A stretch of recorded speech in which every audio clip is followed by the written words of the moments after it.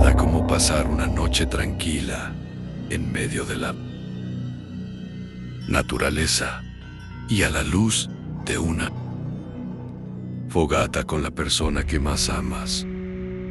Lo único que esta pareja quería era una noche apacible y romántica para recordar.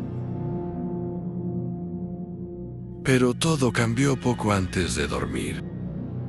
Se preparaban para acostarse, cuando sonidos extraños fuera de la tienda comenzaron a acecharlos. Justo a unos pocos centímetros de donde estaban, el terror de no saber quién o qué es lo que está fuera dominó la noche, haciéndola definitivamente inolvidable.